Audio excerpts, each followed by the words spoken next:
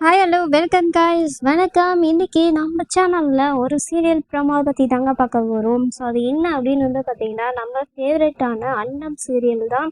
So அன்னம் சீரியலில் என்ன நடக்குது, அடுத்த கட்டம் என்ன நடக்க போகுது அப்படின்றத நம்ம இந்த ப்ரோமோவில் ஃபுல்லாக பார்த்துருவோமா.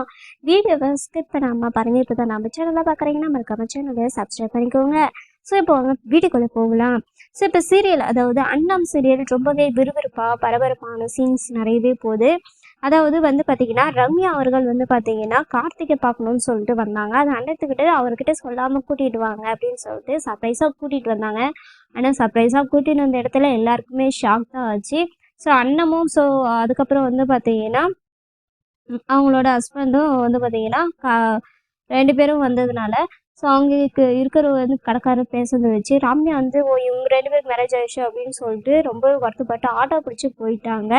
ஸோ ஆட்டோ பிடிச்சி போனதுக்கப்புறம் பார்த்தீங்கன்னா என்ன நடக்குது அப்படின்னு பார்த்தீங்கன்னா ஸோ அனத்தோட ஹஸ்பண்ட் கார்த்திக் என்ன பண்ணுறாங்க அப்படின்னு பார்த்தீங்கன்னா இவங்களே தேடுன்னு தேடுறாங்க. ஸோ எந்த இடத்துல தேடியோ ரம்யா பார்த்தீங்கன்னா கிடைக்கல. அவங்க பாட்டு ஆட்டோல ஏறி போயிட்டே இருந்தாங்க. பஸ் ஸ்டாண்டு எங்கெங்கே தேடினாங்க ஆனால் கிடைக்கல. இன்னொரு பக்கம் பார்த்தீங்கன்னா அண்ணத்தோட அம்மாவும் சித்தியும் பார்த்தீங்கன்னா அண்ணத்தோட வீட்டில் எங்கள் அண்ணன் என் பிள்ளைங்க காவலிச்சிட்டிங்களா அப்படி இப்படின்னு சண்டை பிடிச்சி அண்ணத்தை பார்த்தீங்கன்னா வலுக்கட்டாயமாக அவங்க அப்பா அவங்க வீட்டுக்கு இழுத்துட்டு போயிட்டாங்க.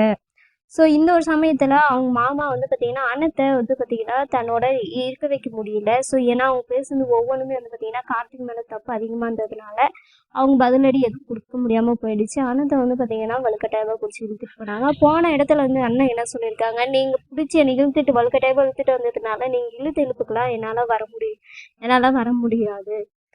நீங்கள் பண்ணுறது ரொம்ப தப்பு. ஏன் இப்படி பண்ணுறீங்க? நான் பாட்டு அங்கே இருக்கேன். எனக்கு கஷ்டமோ நஷ்டமோ நான் அங்கே இருந்துக்கிறேன். நீங்கள் ஏன் நாளைக்கு என்ன தலையிடுறீங்க அப்படி இப்படின்னு பார்த்தீங்கன்னா சவுண்டு விட்டுட்டு இருக்காங்க. இன்னொரு பக்கம் பார்த்தீங்கன்னா ரம்யாவை தேடி போன கார்த்தி பார்த்தீங்கன்னா ரம்யா கிடைக்கவே இல்லை. ஃபோன் பண்ணி பார்த்தாலும் ஃபோன் பார்த்தீங்கன்னா சுவிட்ச் ஆஃப்லேயே இருந்திருக்கு. ஸோ இவங்க பார்த்தீங்கன்னா ஓரளவு தேடி ஸோ சரி ஓகே நம்ம வீட்டுக்கே போகலான்னு சொல்லிட்டு வீட்டுக்கு வந்துடலாம். ஏன்னா அனத்தை பார்த்தீங்கன்னா நடுவில் வச்சு அடிச்சிட்டாங்க இல்லையா. ஸோ வீட்டில் என்ன பிரச்சனை நடக்குதோ தெரியலன்னு சொல்லிட்டு போகலாம்.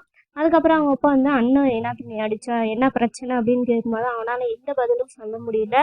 நீ வந்தால் அண்ணத்தோட தான் வீட்டுக்கு வரணும் அப்படின்ற கண்டிஷன் பார்த்தீங்கன்னா அவங்க அப்பா போட்டாங்க.